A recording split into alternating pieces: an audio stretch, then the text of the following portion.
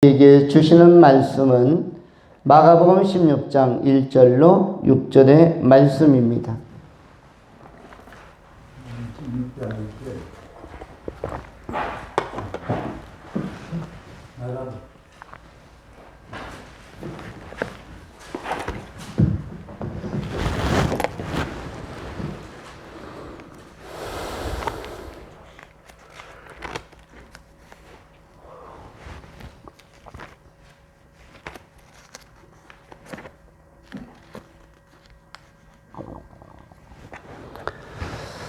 네, 마가복음 16장 1절로 6절 제가 받들어 봉독하겠습니다. 안식일이 지남에 막달라 마리아와 야고보의 어머니 마리아와 또 살로모가 가서 예수께 바르기 위하여 향품을 사다 두었다가 안식 후 첫날 매우 일찍이 해도 들 때에 그 무덤으로 가며 서로 말하되 누가 우리를 위하여 무덤 문에서 돌을 굴려 주리오 하더니 눈을 들어본즉 벌써 돌이 굴려져 있는데 그 돌이 심히 크더라. 무덤에 들어가서 흰옷을 입은 한 청년이 우편에 앉은 것을 보고 놀라매 청년이 이르되 놀라지 말라.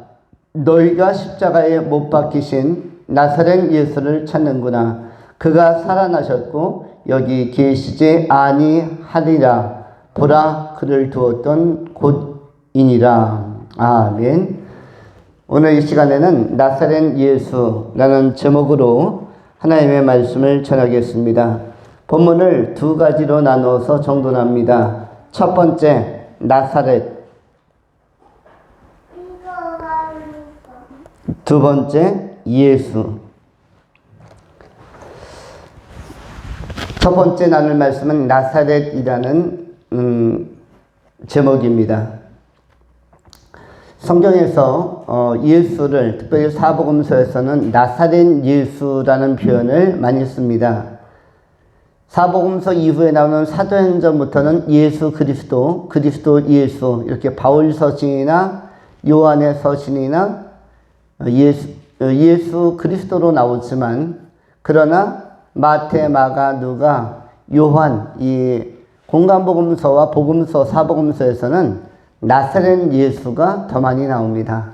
그리고 사도행전 초반에도 나사렛 예수라는 표현이 나옵니다. 사도행전 3장에서도 베드로와 요한이 성전 미문에 앉아있던 안진뱅이를 고치면서 구걸하던 분을 고치면서 금과 은은 내게 없거니와 내게 있는 것으로 내게 주노니 곧 나사렛 예수의 이름으로 일어나 걸으라. 이렇게 선포할 때 그리하여 안진뱅이를 일으킬 때도 나사렛 예수의 이름으로 라고 표현하고 있습니다. 그렇다면 나사렛은 무엇일까? 오늘 본문에서도 마가복음 16장 1절로 6절에도 또한 이 나사렛 예수에 관한 말씀이 나오고 있습니다. 이 예수 그리스도는 나사렛 지역에서 성장을 하죠. 태어나기는 베들레헴에서 태어나서 나사렛 지역에서 성장기를 보냅니다. 거기에서 지상에 대한 적응 훈련을 하는 것이죠. 나사렛 하면은 굉장히 작은 마을이라고 할 수가 있는데 그 당시에 유대 땅 이스라엘에서 화려한 중심축이었던 예루살렘도 아니고 여리고나 이런 헤브론이나 큰 도시도 아니었고 아주 자그마한 시골 지방도시 지방이었다고 할 수가 있습니다.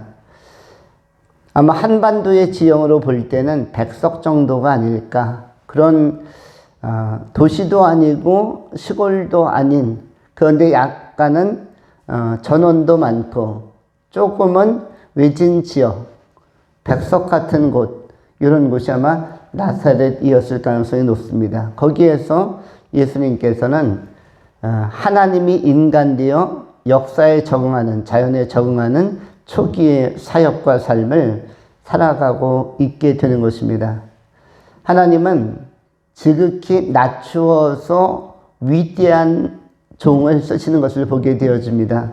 사람은 두 가지로 쓰임받는데 하나는 높여서 쓰시는 방식, 요셉이나 다니엘처럼 높이고 또 높이고 또 높여서 최근에도 새로운 정부가 들어서면서 장관들을 선임하는데 뜻밖의 인물들을 기술을 파기하고 급상승 높일 때에 사람들이 당혹해하고 놀라는 경우가 있습니다. 미국에는 그런 선례들이 많이 있겠지만 프랑스의 마크롱 대통령 같은 분은 30대 후반 40대에서도 대통령이 나왔지만 이 한국에서는 40대 장관이 나오면 깜짝 놀라는 경우가 있죠. 한 15년 단위로 이 한반도에도 40대 장관들이 깜짝 발탁되어서 온 나라를 놀라게 하는 경우가 있습니다. 한 15년 전에는 여성 장관이 강금실이라는 분이 법무부 장관으로 임용이 되어서 나라를 깜짝 놀라게 했습니다. 40대의 장관. 최근에도 또 40대의 장관 한 분이 그 법무행정을 책임지기 위하여 부각되고 있으면서 또 약간 놀라고 있습니다. 깜짝 놀라는 사건. 그런데 어떻게 보면은 예상을 뛰어넘는 곳에서 이렇게 발탁되고 예상을 뛰어넘은 뜻밖의 인물들이 이렇게 역사의 전면에 등장하고 또 급상승을 하는 경우도 있습니다. 높여서 쓰임받는 방식이 있는데 반면에 끊임없이 낮추어서 쓰심을 받는 경우도 있습니다. 높여서 쓰임받는 사람들만 있는 게 아니라 낮추고 또 낮추어서 지극히 낮추어서 일시적으로 낮추는 게 아니라 끝까지 낮추어서 쓰시는 방식, 그 전형이 있는데 그 전형 중에 하나가 바로 오늘 본문에 나오는 나사렛 예수라고 할 수가 있습니다. 물론 인간 가운데도 보통 2인자라고 하는 갈렙이라든지 여호수아가 높여서 쓰시는 두각 나타내는 그런 캐릭터의 주역이었다면 또 하나의 핵심적으로 쓰임받았던 갈렙은 낮추어서 쓰임을 받았고 다윗 같은 분은 높여서 쓰임을 받았는가 하면은 또 잠잠했던 친구 요나단은 낮추어져서 또 다윗의 그 역사의 등장을 그 도왔던 조력자로서 보이지 않게 공헌한 것도 보게 되어집니다. 만일 다윗이 없었다면 요나단이 왕위를 사울왕의 뒤를 이어서 왕통을 계승하여 또 왕국의 역사를 전개해 나갔을 수도 있습니다. 그럼에도 불구하고 다윗의 왕됨을 요나단이 종용하게 뒤에서 도와주는 경우가 있습니다. 바울이 선교적으로 사역적으로 복음적으로 활발하게 높여서 쓰임을 받았다면 또 배후에서 바나바라든지 조용히 역사의 이면에 들어가서 또 섬기면서 복음을 전한 종들도 있고 이렇게 낮춰서 쓰시는 경우도 있습니다. 또 요한 같은 경우에도 베드로가 앞에 서서 잘 쓰임을 받았다고 한다면 또 요한은 베드로와는 달리 밤모섬에 유배되어서 거기에서 혼자 묵상하고 기도 생활하면서 한 인간이 독립적으로 외진 곳에서도 얼마든지 깊은 영성의 수준에 올라갈 수 있다는 사실을 고양된 영성의 차원에 도달할 수 있다는 사실을 보여준 대표적인 케이스가 낮추어서 쓰임받은 사도 요한의 모습이라고 할 수가 있습니다. 그래서 유배되었을 때 비바람 몰아치는 그 외딴 섬에서 밤모섬에서 하나님의 영광을 바라보면서 쓴 책이 유명한 요한계시록, 요한 1, 2, 3, 4와 같은 좋은 글들과 메시지라고 할 수가 있습니다. 다른 사도들이 로마로 들어가서 복음을 전하고 서바나로 들어가서 복음을 전하고 주요 도시로 돌아가서 소아시아의 큰 도시 다메섹이라든지 들어가서 복음을 전할 때 요한이 오히려 유배되어서 체포되어서 섬에 구금되어서 그러나 신앙을 잃지 아니하고 신앙적 연속성을 포기하지 아니하고 하나님을 추구하고 하나님의 영광과 나라를 바라보면서 누구보다도 탁월하게 그 영성 깊은 전망, 그리고 하나님의 말씀을 받으면서 요한계시를 통해서 하나님의 나라에 대한 많은 비밀들을 명쾌하고 명료하게 드러내주고 있는 것을 보게 되어집니다. 그렇다면 인간은 두 가지 유형으로 쓰임을 받는다. 낮추어서 쓰임을 받거나 높여서 쓰임을 받거나. 그런데 우리 주 나사렛 예수 그리스도는 나사렛에서, 예루살렘에서 스타성을 가지고 출발하지 않았고 나사렛에서 소소하게, 그리고 무명과 같은 그러나 내실이 있는 신앙을 가지고 하나님을 경외하면서 성장기를 갖게 되는 것을 보게 되어집니다. 하나님의 어린 양, 그리고 인류를 대속해서 구원하실, 고난받으시고 그리고 버림받으시고 우리 인류를 위해서 피 흘려 죽으실 예수께서는 이렇게 조용하게 준비되셨다라는 것을 성경에 잘 소개하고 있는 것입니다. 우리가 이사야서 53장에서 확인한 바와 같이 우리 주님께서 찔리시고 우리 주님께서 채찍에 맞으신 것은 남을 위한 것이 아니라 누구를 위한 것이다? 우리를 위한 것이다. 우리를 위하여 예수님께서 메시아께서 채찍에 맞으시고 또 고난 당하셨음을 이사야서 53장이 잘 보여주고 있는 것입니다. 우리가 한 번 더 확인한다면 이렇습니다. 이사야서 53장 1절에 우리가 전한 것을 누가 믿었느뇨? 여호와의 팔이 누구에게 나타났느냐? 그는 주 앞에서 자라나기를 연한 순 같고 마른 땅에서 나온 뿌리 같아서 고운 모양도 없고 풍채도 없은즉 우리가 보기에 흠모할 만한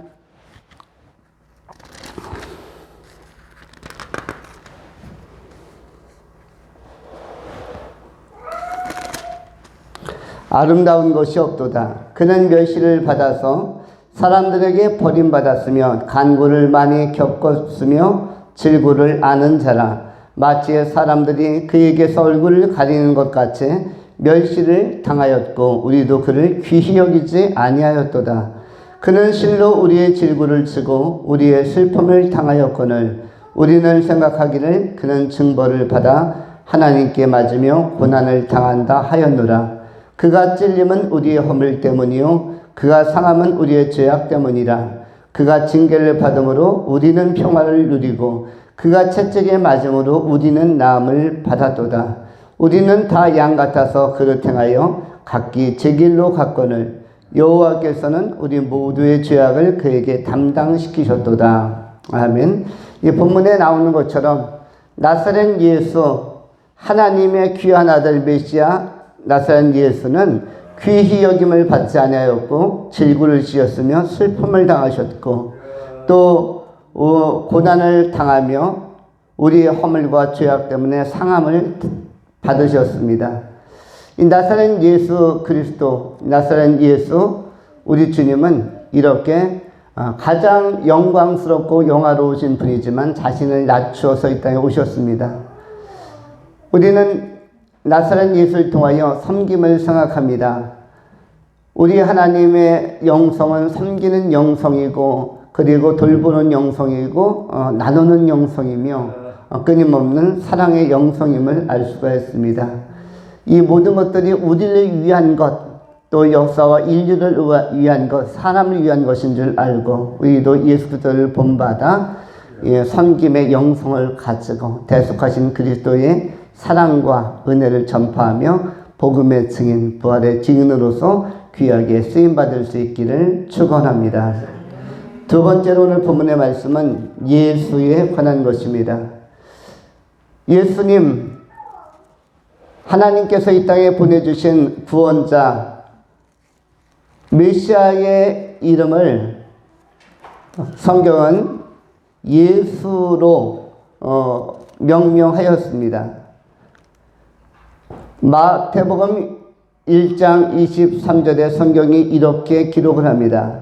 보라, 처녀가 잉태하여 아들을 낳을 것이요 그의 이름은 임마누엘이라 하리라 하였으니 이를 번역한 즉 하나님이 우리와 함께 계시다 함이라. 25절 아들 낳기까지 동침하지 아니하더니 나음의 이름을 예수라 하더라. 임마누엘 하는 특성을 가지신 하나님의 아들은 이름을 예수라고 하였습니다. 예수는 잘 아시는 것처럼 그 의미가 구원하는 자, 구원자. 그래서 예수를 우리는 구주라고도 부르는 것입니다. 예수는 구원하는 자입니다. 그의 이름, 한 존재가 나사렛에서 성장하고 있는데 그의 이름을 알고 보니까 구원자라는 것입니다. 구원자라는 것은 잘 아시는 것처럼 구원받을 자를 대상으로 활동하고 의미를 갖는 자가 구원자입니다. 구원을 받는다라는 것은 모든 인간이 구원받기 전의 상태 안에서 살고 있다는 것입니다. 구원받기 전의 상태는 뭐죠? 구원받지 아니하면 안 되는 상태. 구원받지 아니하면 안 되는 상태가 어떤 상태입니까? 비참과 비극과 그리고 정죄와 심판의 상태. 그 상태를 어떤 상태라고 하죠? 지옥에서의 고통, 지옥에서 맞이하는 하루하루, 그 상태가 바로 비참과 비극과 저주와 절망과 고통의 상태. 그런데 이 상태가 구원받기 전의 상태라고 할 수가 있습니다. 우리 인간은 존재론적으로는 하나님과 영적 관계가 끊어져서 존재론적으로는 지옥에서 출발하는 자입니다. 우리의 출발은 지상에서 출발이 아닙니다. 엄마 아빠로부터 태어나면 지상에서 출발 같지만 병원에서 출발하는 것 같고 핏덩어리로 출발하는 것 같지만 핏덩이로 출발하는 것이 아니라 그것은 존재론적인 것이 아니라 현상적으로는 핏덩이로 출발하고 세포 분열로 출발하는 것이 맞지만은 존재론적으로는 하나님 앞에서 그 대상이 선 것을 존재라고 한다면 존재론적으로는 지옥에서 출발하는 것입니다. 현상론적으로는 어디서 출발한다? 지상에서, 병원이나 가정에서 엄마의 몸을 통하여 핏덩어리로 출발하지만은 인생을 그렇게 출발하지만 존재론적으로는 지옥에서 출발하는 것입니다. 지옥에서 출발하기 때문에 구원받아야 합니다. 이 말은 뭐죠? 구원받기 직전의 당신의 상태는 지금 지옥의 상태입니다. 지옥에서 아직 탈출하지 못한 상태입니다. 달리 표현하면 인간이 죄를 지어서 지옥에 가는 게 아니라 지옥에서 나오지 못해서 지옥에 그대로 머무는 것이 지옥 가는 사람들의 결론이라고 할 수가 있습니다. 인간은 죄를 지어서 지옥 가는 것이 아니라 또 선을 행해서 천국 가는 것이 아니라 죄와 선에 관계없이 우리의 성품과 착한 기질에 관계없이 인간은 지옥에서 나오지 못하면 지옥에 있는 것이고 그 상태를 지옥 간다라고 하는 것입니다. 지옥에서 나올 수 있는 탈출할 수 있는 계기와 찬스는 우리의 인생 70년, 80년, 90년, 100년으로 그렇게 계기와 시간들이 제공이 됩니다. 하나님께서 우리에게 주신 기회와 그리고 우리에게 주신 찬스들, 지옥에서부터 나올 수 있고 탈출할 수 있고 그것으로부터 이탈할 수 있는 이러한 시간은 바로 우리가 붙드는 예수 그리스도에 대한 믿음, 이 결단으로 말미암아 의미를 갖는데 이 시간이 그대로 예수 그리스도를 붙들고 만나는 시간 없이 경고가 되었지만 그 사람은 지옥에 그대로 있는 것입니다. 그가 태어나기 전과 태어나서 사는 과정과 인생 마쳤을 때 결과가 똑같아요. 처음부터 존재론적으로는 폐기되고 유기된 자로서 영적으로 하나님과 완전히 단절되고 소외된 자로서 지옥에서 나오지 못하는 것은 조금도 변함이 없습니다. 어릴 때도 지옥에서 못 나왔고 청소년기에도 지옥에서 못 나왔고 청년기에도 지옥에서 못 나왔고 장년기에도 지옥에서 못 나왔고 노년기에도 지옥에서 못 나왔고 지옥에서 출발해서 지옥에서 그대로 있는 상태를 보통 뭐라고 이야기하죠? 지옥 간다라고 하는 것입니다. 그런 의미에서 어떻게 보면 지옥에 가 있다가 맞습니다. 지옥에 가는 사람은 없습니다. 지옥에 가 있는 사람들 뿐이죠. 우리는 존재의 출발이 아담과 하와의 범죄로 말미암아 영적인 사망에 이르르면서 거기에서 존재론적으로는 지옥에 이미 가 있는 상태로부터 출발을 하는 것입니다. 거기서부터 어떻게 나올 것인가, 이 나오는 유일한 길, 유일한 방법, 유일한 생명, 유일한 루트 과정은 바로 예수를 믿음으로입니다. 예수께서 우리의 허물과 그리고 우리의 범죄와 우리의 연약과 질고와 우리의 모든 죄성들을 다 도말하시고 해결해 주셨기 때문에 대속해 주신 예수, 대신 하나님께 버림받고 대신 피 흘려 주신 예수 그리스도를 믿을 때에 그 믿음으로 말미암아 우리들이 구원을 얻을 수가 있는 것입니다. 그리하여 대속해 주신 예수는 우리의 희망이며 예수를 믿음으로 우리는 구원을 얻고 지옥에서 나오는 것입니다. 성도는 그런 의미에서 기쁨과 감격이 있는 사람들, 희열과 환희가 있는 사람들입니다. 왜냐하면 큰 경험을 한 사람들이기 때문에 지옥을 끊어버리고 존재론적으로 지옥이 아니라 천국으로 하늘의 시민권을 둔 자로서 신분이 이동됐기 때문입니다. 그래서 빌립보서 3장 20절 21절 우리의 시민권은 이미 천국에 있다. 너희의 시민권은 하늘나라에 있다라고 바울이 담대하게 선언을 하는 것입니다. 시민권이 그 천국에서 확보되었다는 말은 이미 존재론적으로 지옥에서 이미 탈출했다는 것이고, 탈출한 시점은 언제인가? 예수를 영접하는 그 시점, 거듭나는 그 시점, 대속하신 예수 그리스도를 믿고 인정하고 영접한 그 시점이 바로 존재론적으로 천국의 시민권을 확보한 시간이 되는 것입니다. 그래서 천국은 이미 존재론적으로는 가 있는 것이에요. 왜냐하면 시민권이 죽고 나서 주어지는 권리가 아니라 죽고 나서 확인되는 권리요, 획득은 언제 되는 것이다? 지금 이 시간에 획득은 이미 시민권이 우리에게 되어진 상태, 하나님 나라의 시민으로서의 자격이 주어진 상태입니다. 현재 우리는 존재론적으로 큰 변화를 경험하고 큰 변동을 경험한 사람이라고 할 수가 있습니다. 굉장히 복된 상태라는 것입니다. 이런 사람들이 고백할 수 있는 것은 구주 예수 모신 곳이 그 어디나 하나님의 나라라고 고백할 수가 있는 것입니다. 존재론적으로 회복된 사람들은 현상적으로도 회복을 또 경험하면서 예배를 통하여 치유도 경험하고, 그리고 하나님의 완성된 작품으로 우리의 성품과 또 우리의 심성까지 다듬어 가는 것입니다. 세계관까지 안목까지도 거듭난 자의 안목을 가지고 눈에 비늘 같은 것이 바울에게 떨어진 것처럼 우리의 눈에서도 비늘 같은 요소, 세상적 요소가 떨어짐으로 말미암아 더 맑고 더 밝게, 더 자유하게, 더 평화 속에서 건강하고 긍정적인 세상을 바라보며, 미래를 바라보며 우리는 믿음으로 전진해 갈 수가 있는 것입니다. 예수의 영으로, 예수의 성품으로, 예수의 시각을 가지고 예수의 생명에 참여하여서 천국 백성으로 하늘나라의 시민권을 가진 자로서 당당하게 부활의 영광에 참여하며 남은 생의 부활의 증인으로서 현상적으로도 행복한 하나님의 사람으로, 행복한 하나님의 시민으로서 건전하게 살아가는, 그래서 이미 승리가 확보되었기 때문에 더욱더 여유를 가지고 세상 사람들에 대해서는 관용하되 복음은 정확히 전달해 주면서 우리가 담대함을 가지고 믿음의 경주를 해야 할 것입니다.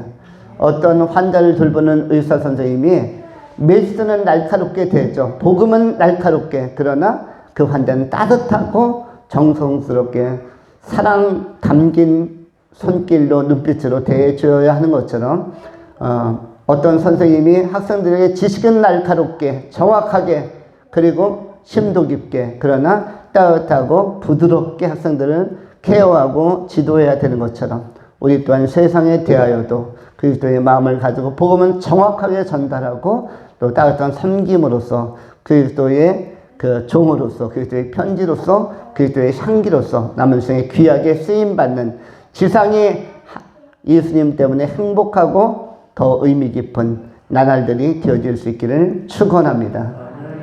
기도하겠습니다. 거룩하신 주님, 부활의 증인 되어진 우리의 삶에게 공동체 사랑하는 성도님들, 남은 생에 존재의 변화가 현상적으로도 더 행복한 변화로 또 성숙한 열매 맺는 변화로 나타날 수 있도록, 그리고 연결되어질 수 있도록 우리를 격려하시고 또 우리를 다듬어 주시고 우리를 무장시켜 주셔서 더 아름답게 쓰임받는 이 시대의 그리스도의 편지, 빛과 수금의 역할을 잘 감당하는 아름다운 하나님의 사람들로, 그리스도 예수의 종들로 잘 쓰임받을 수 있도록 복을 베풀어 주시옵소서. 우리 구주 예수 그리스도 이름으로 축복하며 감사하며 기도하옵나이다. 아멘.